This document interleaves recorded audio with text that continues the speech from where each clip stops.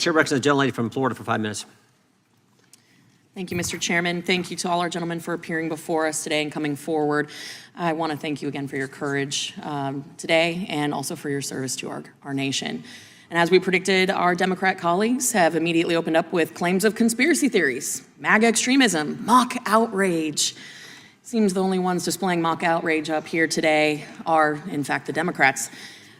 Because according to them, journalists who appear before us aren't journalists, and you here today are not whistleblowers, but we in fact know that you are. But interesting times.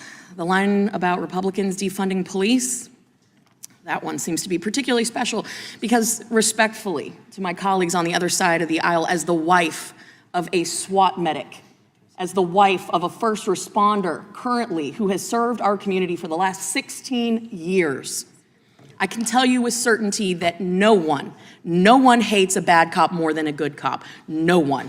And I see from you nodding your head that you agree with that sentiment. It is inaccurate and wrong to make that assumption that Republicans want to defund police. It is false.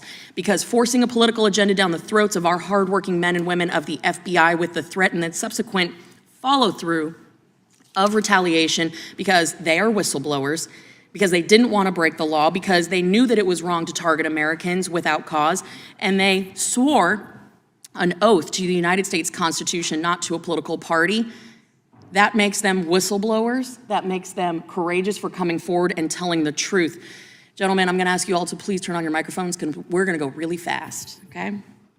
Mr. Friend, during your service with the FBI, you served on the FBI SWAT team, correct? Yes.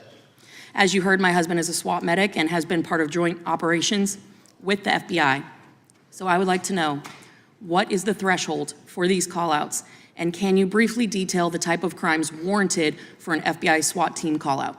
There's a threat matrix, the SWAT matrix, in order to utilize the tactical team, but it could be as easy as somebody being in possession of a firearm or a request from a local agency just to use the FBI SWAT team. Okay, so Mr. Friend, your security clearance was suspended by the FBI after raising concerns for the use of excessive force with regard to the use of FBI SWAT teams to your direct supervisor, correct? Yes.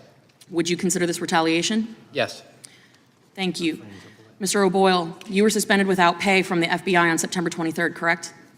I was initially suspended on the 26th. The suspension of pay came a little bit later. Thank you for that clarification. You had raised concerns to your chain of command when no action was taken, that you reported these concerns then to Congress, correct? Correct. Once you contacted Congress, you were then suspended.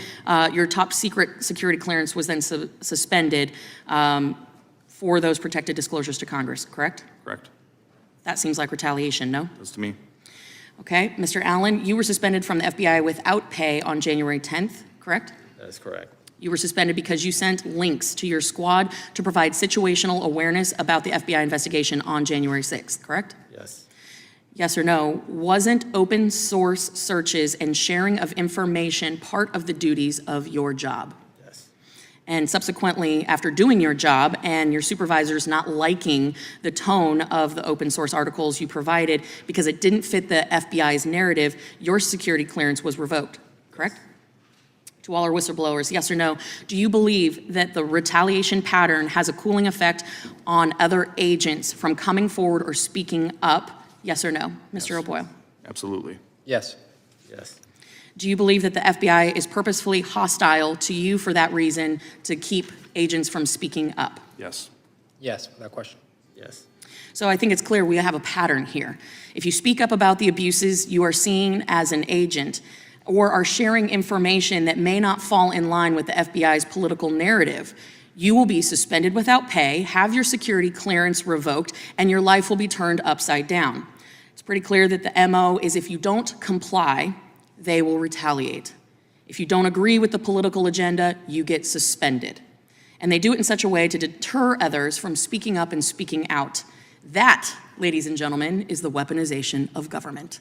That is the weaponization of government, and that is why we are here today. Not because we have a political agenda, not because we are here to go over events of the past. We want to fix it. We have to expose it, stop it, and prevent it from happening again.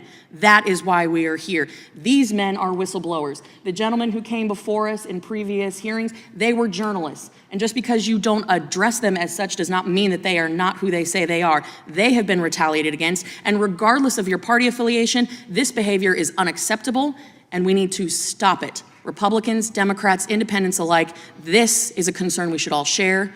This is the weaponization of government, and it is our job, our constitutional duty, to stop it. With that, I yield back.